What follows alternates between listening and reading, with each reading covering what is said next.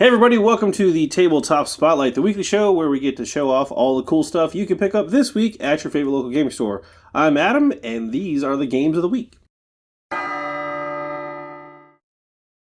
Dash Rendar's back with another YT2400 release for Star Wars X-Wing. In case you didn't know, Atomic Mass Games has been redoing some of the older ships for Star Wars X-Wing. This new wave features the YT2400, and it's got a bunch of the old cards that have been reworked for the new ship design. The YT2400 is actually bigger than the predecessor, and it's got a different paint job too. There's new ship cards for Dash Rendar and Leebo, as well as new standard loadouts for Dash and Leebo for both Scum and Villainy and the Rebels. You won't have to fly solo if you got Dash Rendar around. That's a Han Solo joke. The YT2400 is back with a brand new model. It's out this weekend, so go check it out. Are you looking to take an asymmetrical deep dive into some Norse mythology? You need to check out Lords of Ragnarok. In Lords of Ragnarok, players will take on the roles of heroes from Norse mythology.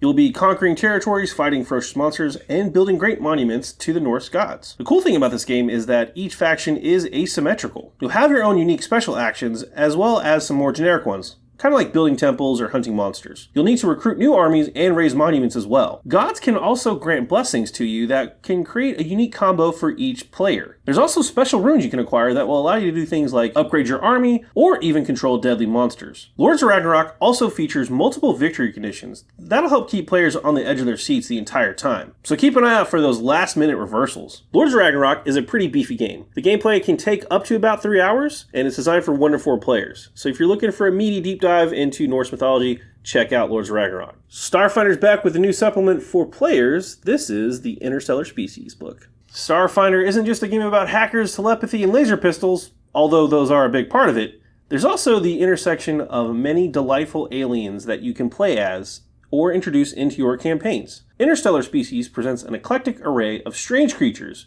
There's 25 more in total that players can actually use as a character option. Because they are character options, that includes things like feats, spells, and gear innovated by those species. There's also tools for creating your own playable species. That means if you want to customize your appearance, culture, and abilities, you can do that using this book. There's also a vast array of fully versatile NPCs that you can add to your campaigns if you're a DM. With over 100 to choose from, there's bound to be something in there for everybody. The Evolutionist class is a new character class that is featured in this book as well. It enables the players to transform their bodies to overcome any challenge. Take your adventures to infinity and beyond with Starfinder Interstellar Species. The Midnight Queen is dead. Are you up to the challenge of replacing her?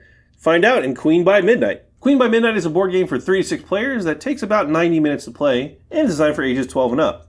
In this game, the Queen has died. Her kingdom weeps, and the Queen's dying command was to invoke the Rule by Midnight. It's a 24-hour trial of combat and guile, where the princesses of Twelvefold meet in secret to battle and scheme against one another. At the stroke of midnight, the most powerful princess left standing will be crowned the new Queen of Midnight. Game-wise, Queen by Midnight is more of a battle royale deck-building card game. Each player takes the role of a princess, and each princess has unique talents and tactics to battle for the right of the Midnight Court. You'll have to use your guile, deception, and brawn to beat out the other opponents. This new game from Darrington Press is out this weekend. Do you have what it takes to become the Queen by Midnight? Unmatched is back with a new expansion. This one is Cabal and Fog.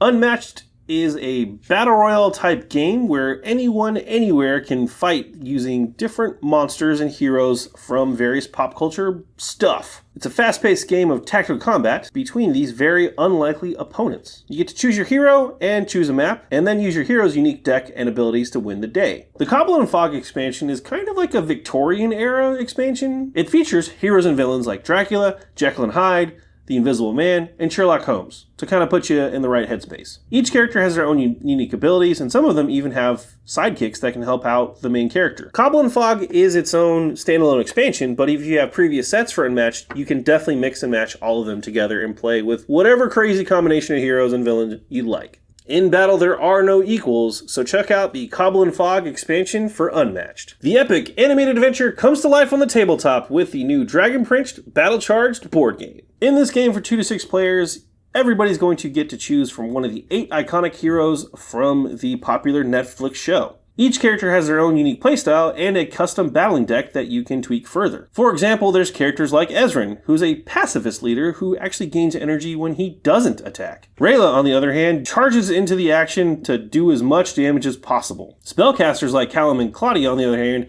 take their time to cast powerful spells to really take out their opponents. You can even combine decks to create strategic team-ups. This box also features 6 different battle mats that allow you to harness your primal magic with powerful techniques. The Dragon Prince Battle Charge games take about 30 to 45 minutes and are designed for ages 10 and up. So if you're a fan of the show and have been wanting more, check this game out. Well, those are the games of the week, and this has been the Tabletop Spotlight. Thanks so much to our friends over at Dragon's Lair Comics and Fantasies here in Austin, Texas. They're the ones that have brought us all the cool stuff that we got to show off today. I'm Adam for Bowles, and thanks so much for watching. I'll see you next time.